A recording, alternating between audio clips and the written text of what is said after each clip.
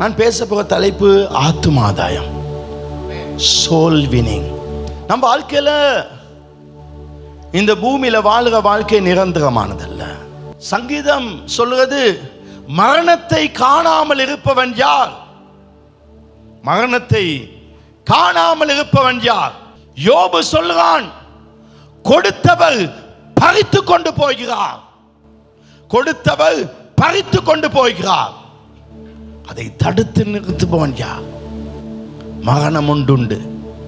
இந்த மரணத்துக்கு பின்பு 2 இடம், ஒன்று பரலோகம், ஒன்று நரகம். இந்த நரகத்திலே நித்தியமாய் நெருப்பிலே வாழ வேண்டும். வெந்து கொண்டிருப்போம், ஆனால் சாக மாட்டோம். ஆனால் இந்த பரலோகம் வேதனை இல்லாத, துக்கம் இல்லாத, கண்ணீர் இல்லாத மிகப்பெரிய சந்தோஷம். பரலோகத்துக்கு போவது அல்ல முக்கியம், ஆனால் பரலோகத்தில் ஒரு மேன்மையான பரலோகத்தில் இருக்க வேண்டும். பவுல் சொல்றான், மேன்மையான பரலோகம் ஆசீர்வாதமாக இருக்க வேண்டும். நாம் எல்லாரும் பணம் நிறைந்தவர்கள், பணம் இல்லாதவர்கள் எல்லாரும் ஒன்றாய் உட்கார்ந்து இருக்கிறோம். ஆனால் நம்முடைய வசதி வித்தியாசமானது. அதே போல பரலோகத்திலும் நம்முடைய நிலைகள் வித்தியாசமானது. சிலருடைய வீடு பெருசாக்கும் பரலோகத்திலே, சிலர் சிங்காசனத்தில் இருப்பார்கள், சிலருக்கு மாத்திரம் கிரீடம் இருக்கும், சிலருக்கு மாத்திரம் மாணிக்கம் இருக்கும், சிலர் மாத்திரம் வலது பக்கம் உட்காருவாங்க. பரலோகம் என்பது இந்த உலகத்தை விட 1000 மடங்கு பெருசு, 1000 மடங்கு பெருசு. அப்ப பரலோகத்துக்கு போய் பிதா இங்க இருக்கும் பொழுது முழு பரலோகமே பிரசன்னத்தில் இருந்தாலும் நீங்க பிதா பக்கத்தில் இருக்க மாட்டீங்க, எங்கேயோ மூலையில இருப்பீங்க, எங்கேயோ மூலையில. ஆனால் அந்த பரலோகத்தில் மகிமையான வாழ்க்கை வாழ வேண்டும். இதுதான் மெயின் பர்பஸ். சாகும் பொழுது என் தகப்பன் ஒரு குண்டூசி கூட கொண்டு போகவில்லை, எல்லாம் விட்டு போயிட்டா. இந்த பூமியில நாம் என்ன செய்கிறோம் அதை அங்க அனுபவிக்க முடியும். அப்ப பரலோகத்தில் மேன்மையான வாழ்க்கை வாழ என்ன செய்வது? மத்தேயுவின் புத்தகம் 7ஆம் அதிகாரம் 21ஆம் வசனம், பரலோகத்தில் இருக்கிற என் பிதாவின் சித்தத்தின்படி செய்கிறவனே பரலோக ராஜ்யத்தில் பிரவேசிப்பானே அல்லாமல் என்னை நோக்கி கர்த்தாவே கர்த்தாவே என்று சொல்லவர்கள் அதில் பிரவேசிப்பதில்லை. கர்த்தாவே கர்த்தாவே சொல்லுங்க, பரலோகம் போக மாட்டாங்க. யார் போக மாட்டாங்க? உம் நாமத்தில் தீர்க்கதரிசனம் சொன்னேன், என்ன தெரியாதா? அற்புத அடையாளம் செஞ்சேன், என்ன தெரியாதா? வியாதிகளை சுகமாக்கினேன், என்ன தெரியாதா? நான் பாடல் குழுவில் இருந்தேன், மியூசிக் குழுவில் இருந்தேன், சர்ச்சில் ஊழியத்தில் இருந்தேன், ஏன் சர்ச் பாஸ்டராக இருந்தேன், என்ன தெரியாதா? ஆண்டவர் சொல்லாரு, நீ பிரசங்கம் பண்ணுவதனாலோ பாட்டு படிக்கிறனால எனக்கு தெரியாது. எனக்கு தெரியும் யாருன்னா பிதாவின் சித்தத்தை செய்கிறவங்களை மட்டும். பிதா சித்தம் செய்கிறவன் யாரு அவனை தெரியும். அதுக்கு பிறகுதான் அதுதான் எனக்கு ஓபன் பண்ணி கொடுக்குது, அடையாளப்படுத்தி கொடுக்குது அவன் யாரு, மற்ற என்ன செய்கிறான்.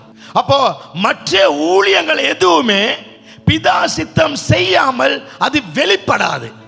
பிதா சித்தத்தை செய்ய ஆரம்பித்த உடனே தான் அது நான் செய்கிற ஊழியெல்லாம் வெளிப்படும், அதன் பலன்கள் பரலோகத்தில் கிடைக்கும். ஆனால் பிதாவின் சித்தத்தை செய்யாதவனுக்கு உள்ள என்ட்ரியே இல்லை. அப்ப நானும் நீங்களும் பரலோகம் போக வேணும்னா செய்ய வேண்டியது என்ன?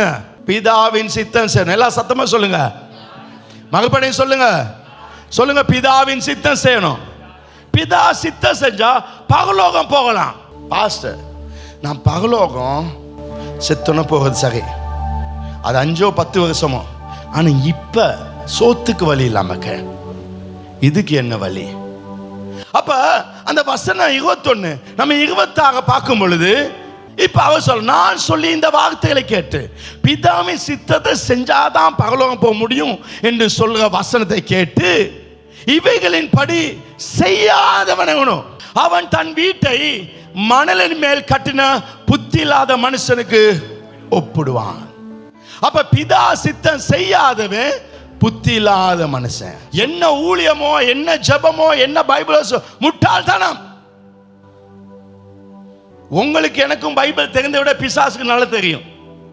அதுக்காக அவன் பகலவங்க போக மாட்டான்.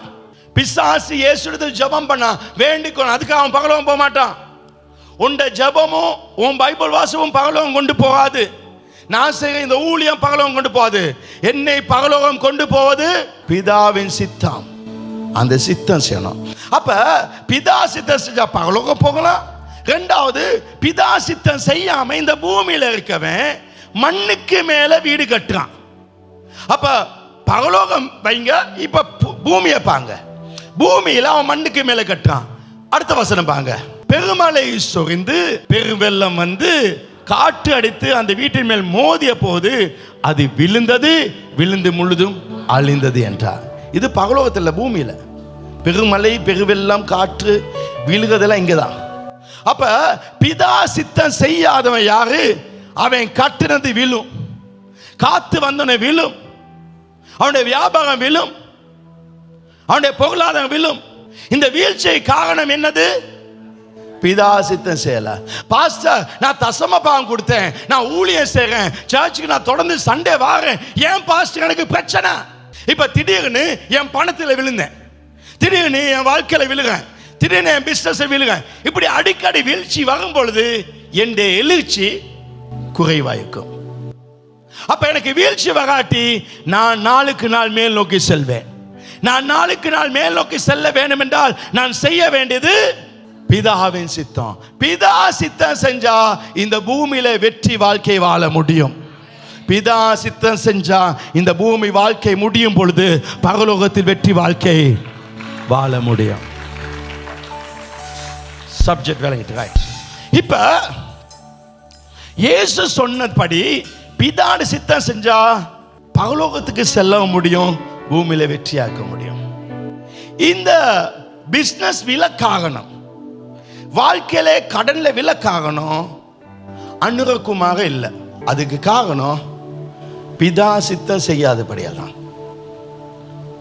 இப்ப நல்லா கட்டிக்கொண்டு தான் விழுந்துட்டு, நல்லா கட்டிக்கொண்டு தான் விழுந்துட்டு சபைகள் கூட கீழே விழும். ஏன்னா பிதா சித்தம் இல்லைன்னா. அப்ப விழுந்து விழுந்து எழும்புவோம், ஆனா மேல போக மாட்டோம். காரணம் பிதா சித்தம் இல்லை. அப்படின்னா நமக்கு இப்ப என்ன தேவைன்னா பிதாட சித்தம் செய்ய வேண்டும். அப்ப பிதாட சித்தம் என்னன்னு நமக்கு தெரியணும்.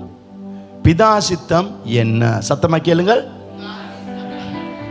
இயேசுடைய பிரதான கட்டளை தான் பிதாட சித்தம் இதுதான்.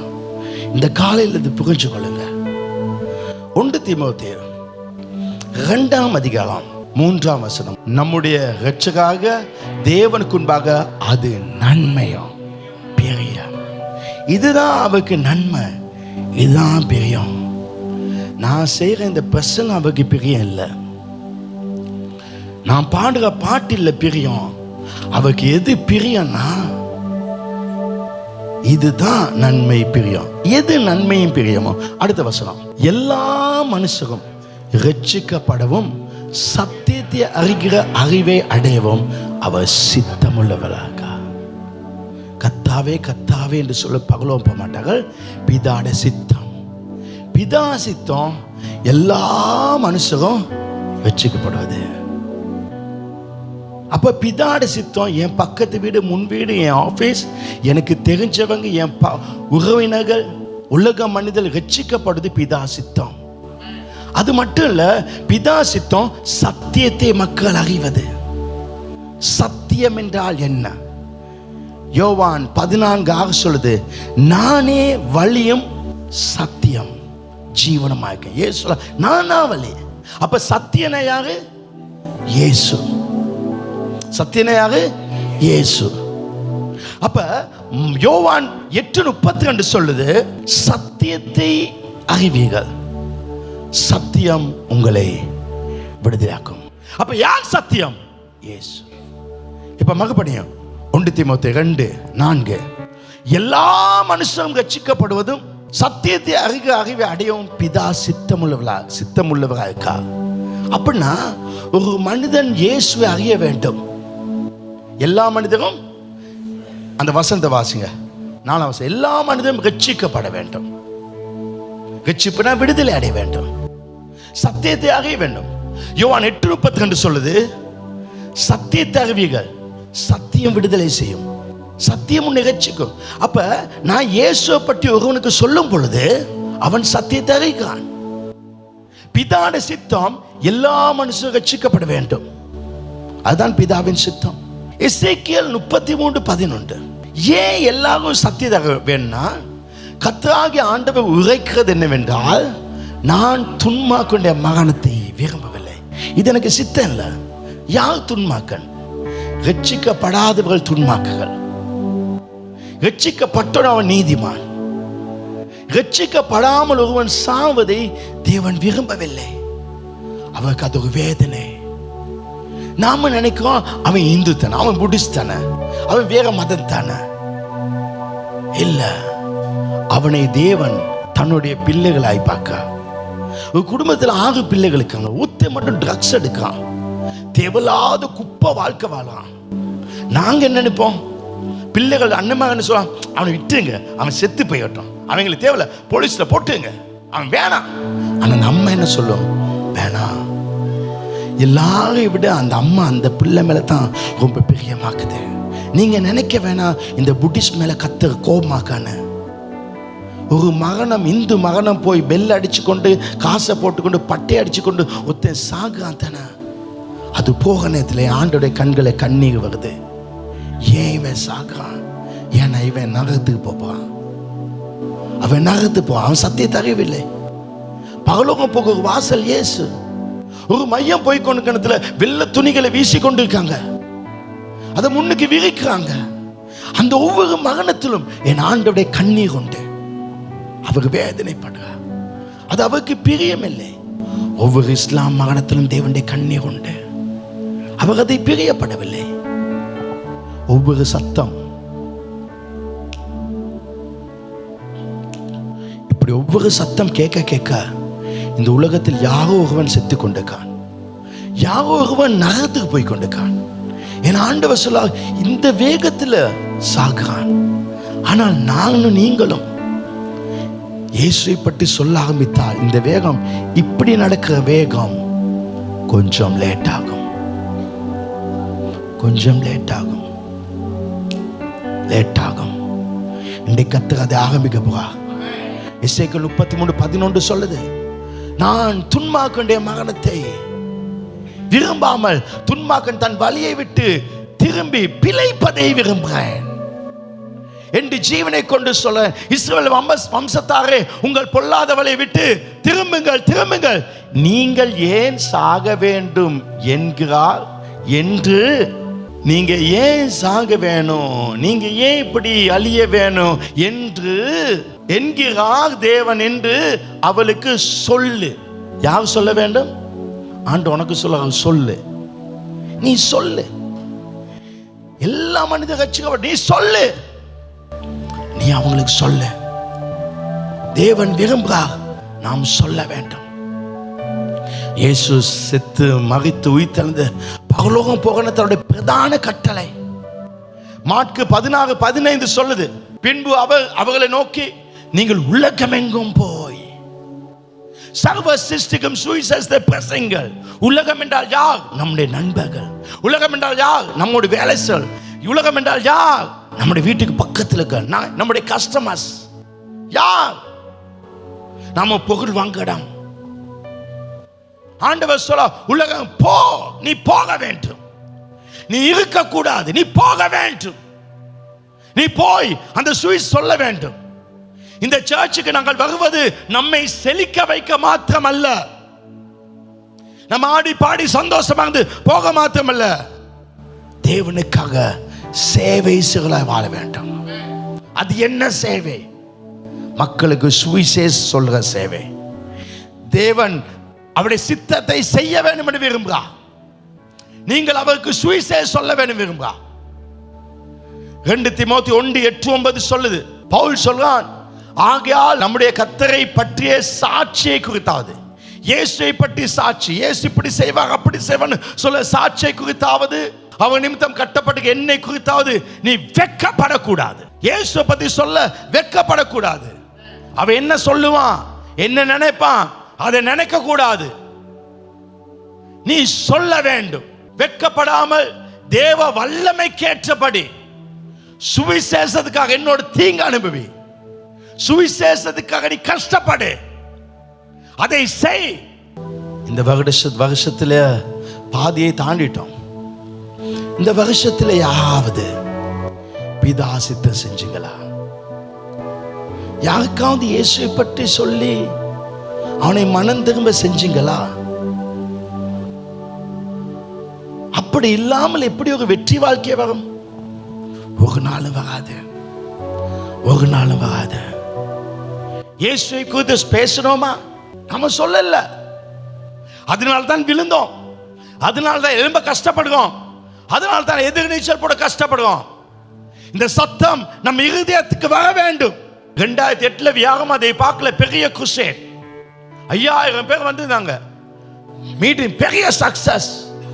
அடுத்த நாள் கூட்டம், அடுத்த 2009 மிகப்பெரிய பிசாசு பார்த்தா இவன் இப்படியே மேலே வந்துடுவான்னு, குடும்பத்தில் ஒரு பிரச்சனை விழுந்து போச்சு. ஆனாலும் செஞ்சிருக்கணும். ஏன்னா பைபிள் சொல்லுது 1 தீமோத்தேயு 1:8 நீ தீங்கு அனுபவி, சில கஷ்டங்கள் அனுபவி. ஒரு மனுஷனை கட்சிய கஷ்டம் அனுபவி. ஏன்?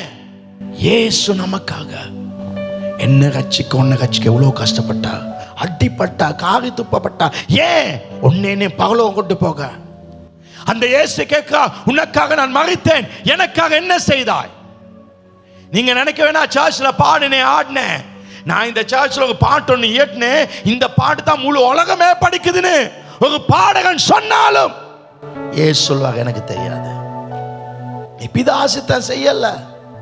12 மினிஸ்ட்ரிக்கு இந்த 12 மினிஸ்ட்ரியும் இந்த மினிஸ்ட்ரி இல்லைன்னா அது வேஸ்ட். இந்த மினிஸ்ட்ரிக்கு பிறகுதான் அது. இந்த மினிஸ்ட்ரி நடந்தா தான் உன்ன மினிஸ்ட்ரி தெரியும், உன் அக்கவுண்ட்டுக்கு எல்லாம் வரும். 9ஆம் வசனம், அவர் நம்முடைய கிரியையின்படி ரட்சியாமல், நல்ல கவனிங்க, தம்முடைய தீர்மானத்தின்படியும் உன்னை இந்த இடத்துல ரட்சிக்கப்பட வைத்தது. சும்மா ஜஸ்ட் ஒரு பிரச்சனை வந்துச்சு, வியாதி வந்துச்சு, நான் அதனால இங்க வந்தேன், இல்ல இல்ல இல்ல, அது கடவுளோட பிளான். உனக்கு ஒரு பிரச்சனை வர வச்சது கடவுள் பிளான், உனக்கு ஒரு வியாதியை கொண்டது கடவுளோட பிளான். பாஸ்டர் எங்க அப்பா ரட்சிக்கப்பட்டா நானும் இல்ல, உன்னை ரட்சிக்கப்பட வைக்க அப்பாவை ரட்சிக்கப்பட வச்சாரு. அது தேவனுடைய தீர்மானம். ஆதி முதல் இயேசு கிறிஸ்துவுக்குள் நமக்கு அகலப்பட்ட கிருபை. ஆதியிலே பிளான் பண்ணிட்டாங்க, இந்த இடத்துல எல்லாரும் இந்த இடத்துக்கு வரணும் பிளான் பண்ணி நம்மை ரட்சித்து, சொல்லுங்க, நம்மை ரட்சித்து தம்முடைய பரிசுத்த அழைப்பினாலே அழைத்தா. உங்களை அழைக்கா, ரட்சிக்கப்பட்ட அழைக்கா, என் ஊழியத்துக்கு வா, இந்த ஊழியத்தை செய், சுவிசேஷ செய். இந்த ஒரு மாதம், இந்த ஆகஸ்ட் மாதத்துக்குள்ள யாராவது ஒரு ஆத்மாக்கு இயேசு சொல்லு. முடியலையா? 2 மாசத்துல இயேசு பத்தி சொல்லு. முடியலையா? 3 மாதத்துல இயேசு பத்தி சொல்லு. முடியலையா? 4 மாசத்துல இயேசு பத்தி சொல்லு. இல்ல 5ஆவது மாதம் டிசம்பருக்குள்ள இயேசு பத்தி சொல்லு. ஆனா நீ என்னைக்கு சொல்லுறியோ அதுக்கு பிறகுதான் உன் வீடு விழாது. நீ என்னைக்கு சொல்லுறியோ அதுக்கு பிறகுதான் உன் வீடு விழாது. நானும் உனக்காக வேண்டிக் கொள்ளேன், அது மட்டும் நீ சாக கூடாது. நீ சத்தா நரகம் போய்வா. ஞானஸ்தானம் பகலோகத்துக்கு வீசா கொடுக்கப்பட்டுச்சு.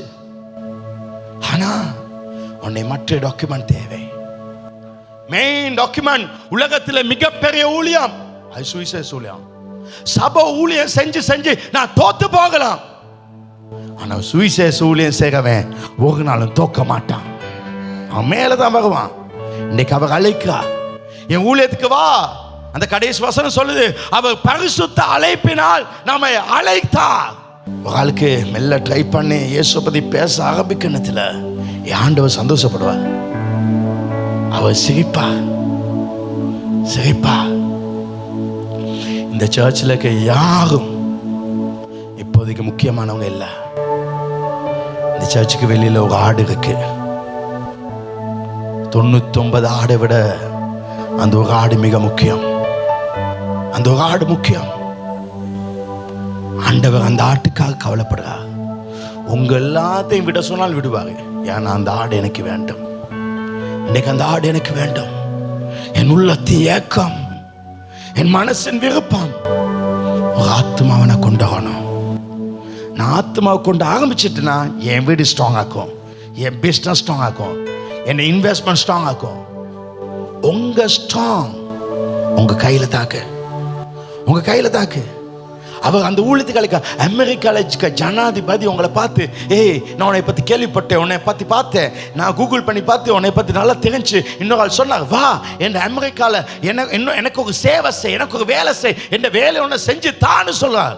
எவ்வளோ பெரிய சந்தோஷம். அமெரிக்கன் பிரசிடனை கூப்பிட்டானே, ஆனால் அதை விட ஒரு மகிமையின் ராஜா அவருடைய ராஜ்யத்துக்காக வேண்டி உன்னை கூப்பிடுறா, உன்னை அழைக்கா, அவருடைய மகிமையின் ராஜ்யத்துக்காக அழைக்கா, அவருடைய ராஜ்யத்துக்காக அழைக்கா. நீங்க இப்போ ஆஃபீஸில் வேலை செய்றீங்க, ஒரு ஆஃபீஸில் வேலை செய்யுங்க, ரொம்ப கஷ்டப்பட்டு வேலை செய்யுங்க, மாடு மாத உழைக்குங்க. நீங்க நினைக்க உங்களுக்கு ஒரு பெரிய சம்பளம் கிடைக்குது இல்லை. நீங்க கஷ்டப்பட்டு வேலை செய்ய அவனுக்கு வீடை கட்டி கொண்டு இருக்கான். நீங்க கஷ்டப்பட்டு வேலை செஞ்சு கொண்டு இருக்கிறதுல அவன் வீட்டில் ஒரு ஸ்விம்மிங் பூல் கட்டி கொண்டு இருக்கான். நீங்க வேலை செய்ய அவன் உங்க ஜீப்பை வாங்கி கொண்டு இருக்கான். நீங்க வேலை செய்ய அவனோட பிள்ளைகளுக்கு நல்ல வசதிகள் உண்டாகி கொண்டு இருக்குது. நீங்க யாருக்கோ வேலை செய்வீங்க, ஆனா உங்களை படைச்சவ, உங்களுக்காக தன் ஜீவனை கொடுத்தவக்காக நான் உனக்காக மகிழ்த்தேன், நீ எனக்காக என்ன செய்ய?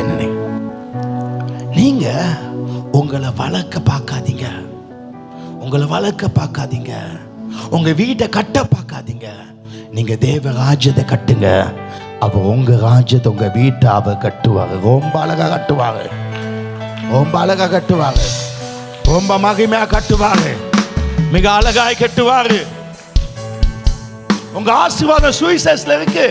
இத இன்னைக்கு நிறைய பேருக்கு தெரியாது. நான் சண்டே சர்ச் போனேன், தசாம்பா கூட ஆண்டவரே தெரியாதா?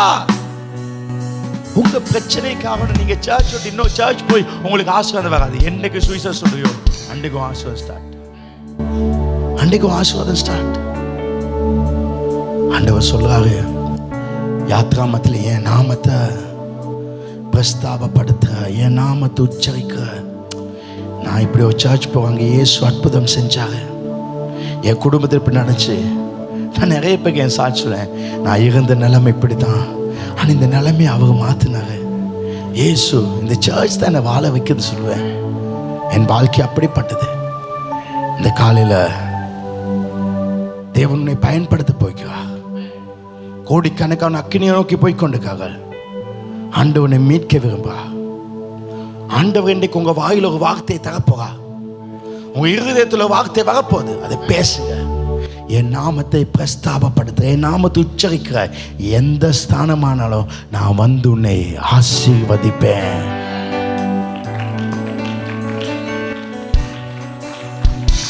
இந்த 7 மாதத்துல நிறைய ஜெபம் பண்ணீங்க, நிறைய பைபிள் வாசித்தீங்க, நிறைய ஊழியங்க செஞ்சுங்க. ஆனா சுவிசேஷம் சொன்னீங்களா? இல்ல. அதுக்கு பேர் குண்டு சட்டில் குதிரை ஓட்டுறது. குண்டு சட்டில் குதிரை ஓட்டுறது. பாஸ்டர் குண்டு சட்டில் குதிரை ஓட்டுறாரு. ஞாயிற்றுலாம் வர, வெள்ளிக்கிழமை வர பசமனா அரைச்ச மாவை அரைச்சி கொண்டுக்குது, அரைச்ச மாவை அரைச்சி கொண்டுக்குது, துவைச்ச துணியை கழுவி கொண்டுக்குது. இந்த இடத்துல நல்லா வர்ஷிப் பண்ணி துள்ளி பாஞ்சி ஆடி செஞ்சு வேலை இல்லை. கஷ்டப்பட்டு மீன் பிடிச்சி டேங்க்ல வச்சுக்க, அதுளுக்கு தூண்டில போட்டு கொண்டுக்கிறது பெரிய விஷயம் இல்லை.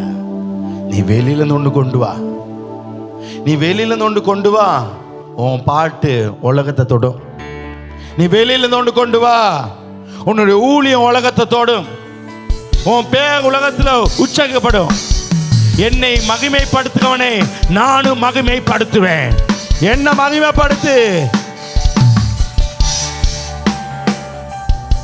போஞ்ச மகிமைப்படுத்தாத. என்னதா போஞ்ச மகிமைப்படுத்தாத, வெள்ளப்பூட மகிமைப்படுத்தாத. என்ன மகிமைப்படுத்து. நான் உன்னை மகிமைப்படுத்துவேன், உன் பேரை நான் உயர்த்துவேன். அதான் நோக்கம், அதான் நோக்கம். அவருடைய சித்தம் நீங்க புறப்பட்டு போவது. கடைசி ஒன்று சொல்றேன்,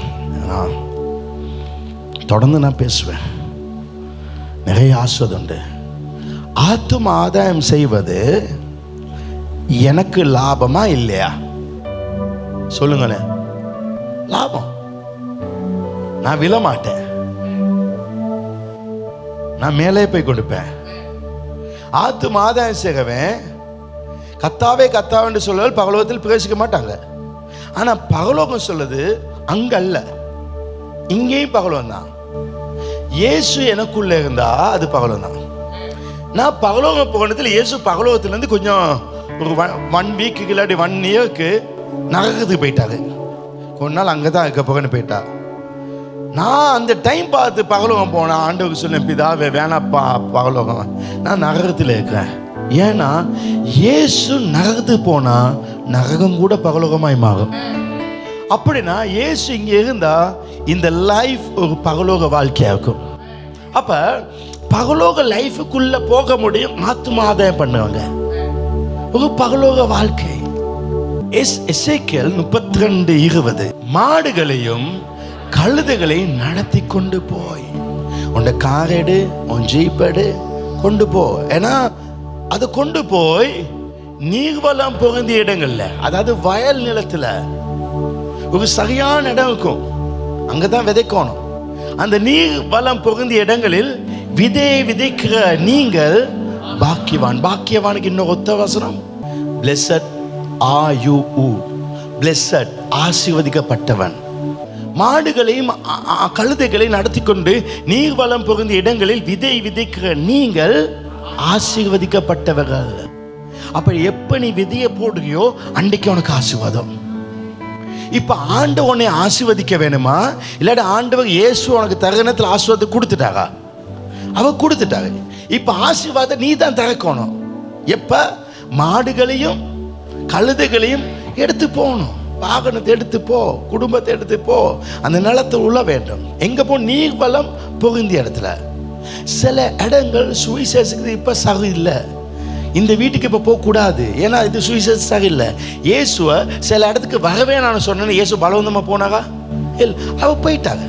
அதே மாதிரி உனக்கிட்ட என் வயிற்றுல ஒரு பக்கம் வலி, நெஞ்சில வலி, இல்ல ராத்திரி கனவு காண்றேன்னு சொன்னான், அது ஒரு நல்ல நிலம், அது ஒரு நல்ல நிலம். எவனுக்கு கிட்னில கல்லு வருதோ அது நல்ல நிலம். எவெல்லாம் கடல்ல காணோம் அது நல்ல நிலம். எவன் பிசினஸ்லாம் விழுந்துச்சோ அதெல்லாம் நல்ல நிலம். அந்த இடத்துல போய் விதைய போடு. விதை என்றால் பைபிள் படி என்ன? வார்த்தை. விதை என்றால் வார்த்தை. வார்த்தைனா யாரு? வார்த்தைனா இயேசு. இயேசுவை போடு. நீ எப்ப விதைய போடுறியோ அண்டி கொண்டு ஆசீர்வாதம் ஸ்டார்ட் ஆகுது. அது உங்களுக்கு இந்த ஜனவரியில் வேணுமா, செப்டம்பர் வேணுமா, அக்டோபர் வேணுமா, நவம்பர் வேணுமா, டிசம்பர் வேணுமா, அது நீ தீர்மானம் விடு. சும்மா சர்ச்சுக்கு வந்துட்டு சாப்பிட்டு போகல இந்த பிரச்சனை. நீ சுவிசேஷம் சொல்ல வேண்டும், அவருக்காக வாழ வேண்டும். அப்ப நீங்க பேசணும். அப்படி இல்லைன்னா என் கையில ஒரு புத்தகம், துக்கமா, என்ன பேர்? நல்ல தலைப்பா இல்லையா? பார்த்தோன்னே விளங்கும். துக்கமா, இதை பார்த்தோன்னே அவனுக்கு இதனடா எந்த கேள்விக்கு ஒரு பதில் உள்ளக்கு. திருப்பி பார்த்தா முதல் தாள் வாசிக்க தேவையில்ல, 2ஆம் தாள் வாசித்த, இதுவும் வாசித்தல, ஒரு 3 தாள் தான். ஒரு அழகான ஜோக் கதையோட வாழ்க்கையை பத்தி பேசியிருக்கேன். இதுல ஞாயிற்றுக்கிழமை கூட்டம், வெள்ளிக்கிழமை கூட்டம் இருக்கு. பேசாமலே இது கொடுக்க வேணா, கொஞ்ச நாளைக்கு சீத்து பாக்கெட் வச்சுக்கணும். என்ன பாக்கெட்? சீத்து. இயேசு சமாரிய பெண்ணுக்கு சுவிசேஷம் சொன்னாரா? இல்ல. கொஞ்சம் தண்ணி தாகையான்னு கேட்டாரு. எதுக்காக? எல்லாமே அவருக்காக, அவருடைய மகிமைக்காக வாழ வேண்டும். எனவே இந்த கூட்டம் முடிச்சு உங்க எல்லாருக்கும் 2 புத்தகம் தருவாங்க. எத்தனை? 2 வேணா ஒண்ணு எடுத்துக்கோங்க. யாராவது ஒரு ஆளுக்கு கொடுக்க சான்ஸ் கிடைக்கும், அதை கொடுங்க. அவன் ரட்சிப்பு உங்க ஆசீர்வாதம். அதை கொடுங்க. கொடுக்க கிடைக்கலனா சனிக்கிழமை நீங்க போக 3 வீலர் வச்சுட்டே வந்துங்க, வந்து உட்கார வேண்டாம், துக்கமா எடுத்து போட்டுக்கொள்வான். இல்ல யாராவது வீட்டில் போஸ்ட் பாக்ஸ் போடுங்க, கதவுக்குள்ள போடுங்க. இயேசு இடத்தில் வந்த யாரையும் அவர் கைவிட மாட்டார். வருத்தப்பட்டு பாரம் சுமக்க எல்லாரும் என்னண்டை வாங்க, அவர் ஒரு நாளும் கைவிட மாட்டார். நம்பிக்கையில வர சொல்லு, நீ பயப்படாத, அற்புதம் நடக்கும். அவன் வந்தா அற்புதம் நடக்கும். அவன் யார் வந்தாலும் அற்புதம் நடக்கும். நான் ஒரு ஆத்மா வந்தா சும்மா விட மாட்டேன். என் முழு பலத்தை போட்டு ஜெயிப்பேன். நான் விருப்பத்தோடு ஜெயிப்பேன். செவ்வாய்க்கிழமை அன்பா பேசுவேன். ஏன்னா நீங்க ஒரு ஆளை கொண்டு வந்து ரொம்ப கஷ்டப்பட்டேன். நீங்க ஒரு ஆளை ரொம்ப கஷ்டப்பட்டு கொண்டு வாங்க. நீங்க நினைக்க தொட்டுட்டு போவேன்னு எப்படியாவது பேசுவேன். என் ஸ்டாஃபுக்கு சொல்லுவேன், திங்கக்கிழமை நல்லா பேசுங்க அவங்களோட, அந்த வீட்டுக்கு போங்க. ஒரு ஆளை விடாத, அந்த ஒரு ஆளை விடாத.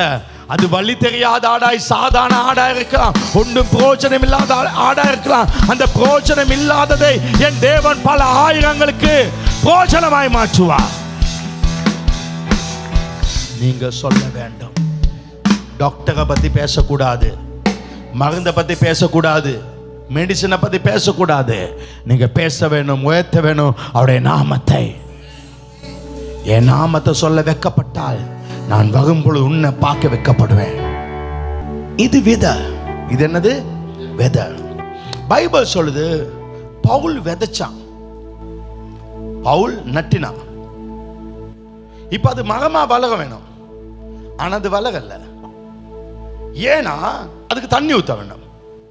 பைபிள் சொல்லுது, அப்போலோ பவுலுடைய அசிஸ்டன்ட் தண்ணி ஊத்துறான். பவுல் விதைச்சான், அப்போலோ நீர் பாய்ச்சினான், கர்த்தர் அதை விளைய செய்தார். 3 பேர். ஒரு ஆள் விதைச்சாங்க, ஒரு ஆள் தண்ணி ஊத்துனாங்க, சப்போர்ட் பண்ணாங்க, கடவுள் வளர செய்தார். அது என்ன சப்போர்ட்? விதைய போட்டோன்னா விதைய வளர்க்கிறதுக்கு, உள்ள வளர்கிறதுக்கு நாங்க ஏதாவது செய்யணுமா? இல்லை. மாங்காய் விதைய போடுவீங்க, அவ்வளவுதான். அதை யார் வளர்ப்பா? ஆண்டவர். உங்களால் முடியாது. ஒரு ஆணும் பெண்ணும் சேருவதனால், ஒரு ஆணும் பெண்ணும் சேருவதனால் குழந்தை உண்டாகாது. குழந்தை உண்டாகாது. சங்கீதம் 127 சொல்லுது, பிள்ளைகள் கர்த்தரால் வரும். லேயாளுக்கு பிள்ளை பிறந்துச்சு. அந்த நேரத்தில் ராகேல் 2வது மனைவி சொல்றா, எனக்கும் புள்ள தாங்க. ஏன்னா அவன் மலடி.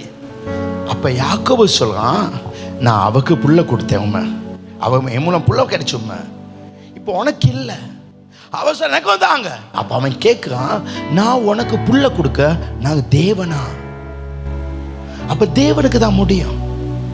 நம்ம சொல்றது மட்டும் தான். நான் சொல்லிட்டேன், நான் விதை விதைக்கிறவன். அந்த வசனம் சொல்லுது, ஏசாயா 32:10, நீர் வளமான இடங்களில் விதைகளை விதைக்கிறவர்கள் பாக்கியவான். நீ விதையை விதைச்சாலும் உனக்கு பாக்கியம்.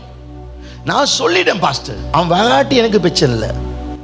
சொல்லுறது என் வேலை, தண்ணி ஊற்றுவத்தின வேலை, வளர செய்கிறது யாட வேலை? தேவண்ட வேலை. அப்ப இந்த 1 லட்சம் ஆம்பிள் அடிக்கணும், இதுக்கு பணம் தேவை. இன்றைக்கு யாராவது ஒரு 5000 ரூபாய் கொடுக்குங்க, இன்னைக்கு யாராவது ஒரு 10,000 ரூபாய் கொடுங்க, யாராவது 50,000 இல்லாட்டி 1 லட்சம் கொடுக்குங்க. கொடுக்கும்பொழுது நீங்கள் என்ன செய்யுங்கன்னா, இந்த சேவைக்கு தண்ணி ஊத்துறீங்க, இந்த சேவைக்கு தண்ணி ஊத்துறீங்க. இது வளர்ந்தால் எனக்கும் ஆசீர்வாதம், அவனுக்கும் ஆசீர்வாதம், ஆண்டவருக்கும் ஆசீர்வாதம். அப்ப நட்டுறது பவுல், நட்டுறது நான், தண்ணி ஊத்துறது நீங்க, விளையாடுறது கர்த்தர். இதுல யாரு ரொம்ப முக்கியமானவர்? நட்டு ஆள் இருக்காங்க, தண்ணி ஊத்துற ஆள் இருக்காங்க, விளையாடுறது கர்த்தர். இந்த 3ல யாரு முக்கியம்? நாங்க இல்லாம ஆண்டவருக்கு ஒண்ணுமே செய்ய முடியாது. ஆண்டவர் எங்க மூலம்தான் மகிமைப்படுவார். வளைஞ்சா அப்ப இதுல கர்த்தர் முக்கியம் இல்லை, நட்டுற முக்கியம் இல்லை, தண்ணி ஊத்துற முக்கியம் இல்லை, 3 பேர் முக்கியம். அப்ப இதுக்கு சப்போர்ட் தேவை. மோசே கையை உயர்த்தினான், அற்புதம். ஆனா போட்டான் கீழே, தோல்வி. உடனே 2 பேர் சப்போர்ட்டுக்கு நின்னாங்க. அப்ப மோசே தான் கையை தூக்குறான். நீங்க நீங்க தான் சுவிசேஷம் சொல்லுங்க, உங்களுக்கு யாரோ தண்ணி ஊத்துறாங்க 2 பக்கம். ஆனா யுத்தத்துல ஜெயத்தை கொடுத்தது யாரு? கர்த்தர். எனக்கு ஒரு ஆள் வந்து சொல்லுங்க, பாஸ்டர் நான் இந்த ஹேண்ட்பில்லுக்காக 1 லட்சம் பணம் இன்னைக்கு தரேன் சொல்லுங்க. அதே நேரத்தில் அதே நபர் எனக்கு சொல்லுவாங்க, நான் 1 லட்சம் தகவா பாஸ்டர், இல்லாட்டி இந்த மாதத்தை நான் ஒரு ஆளை கொண்டு வந்து தகவா, எது வேணும்னு சொன்னால் நான் சொல்லுவேன், நான் 1 லட்சம் உனக்கு தாங்க வச்சுக்கோ, அந்த ஆள் எனக்கு தான். எனக்கு தேவாள், தேவனுக்கு தேவாள். தேவனுக்கு ஒரு நபர் தேவை, தேவனுக்கு ஒரு நபர் தேவை. தேவன் 99 பற்றி கவலைப்படல, காணாம போனா அந்த ஒரு ஆடு வேணும், அந்த ஆடு வேணும், அந்த ஆடு வேணும். உங்களை பற்றி சந்தோஷப்பட விட அவன் வரும் பொழுது சந்தோஷப்பட. பைபிள் சொல்லுது, ஒரு ஆத்மா ஒரு பாவி மனம் திரும்ப பொழுது முழு பரலோகமே சந்தோஷம் அடையும். நீங்கள் ஒரு ஆத்மாவுக்கு சுவிசேஷம் சொல்லும் பொழுது இயேசுவை சிரிக்க வைக்கிறீங்க. அதை அவர் இன்றைக்கு விரும்புகிறா. எத்தனை பேர் அதை செய்ய ஆயுதம்? நல்ல கவனிங்க, பர்பஸ், நோக்கம். நான் ஜெபிக்கணும், ஆவியான உங்களோட வல்லமை தாங்க, ஆவியான உங்களோட பலத்தை தாங்க, ஆண்டவரே உங்க அனாயிண்டிங் எனக்கு தாங்க, அப்படி கேட்கறது ஆவியான கிட்டது ஒன்று கேட்கறது சமம். அதெல்லாம் முக்கியம். எனக்கு எதுவும் வேணாம், உங்கள் அனாயிண்டிங் வேணாம், உங்கள் மகிமை, உங்கள் அபிஷேகம் வேணாம், எனக்கு நீங்கள் தான் வேணும், நீங்கள் தான் வேணும். அவரை கேளுங்க. ஒரு அப்பா கிட்ட இல்லாட ஒரு புருஷங்கிட்ட அது தான் இது தான்னு கேட்கறத விட நீ எனக்கு வேண்டும். அவர் எங்களுக்கு தேவை, எங்களுக்கு ஆத்மா தேவை. இந்த சபை வளரும், நீங்கள் வளருவீங்க. ஒன்றே ஒன்று தான், எல்லா ஊழியம் முக்கியம், ஆனால் ஆத்மா ஊழியம் வந்தோன்னு தான் உங்களோட ஊழியம் அவருடைய கண்ணுக்கு தெரியும். அந்த ஊழியத்தை செய்ய இன்றைக்கு நம்ம பண்ணிப்போம்.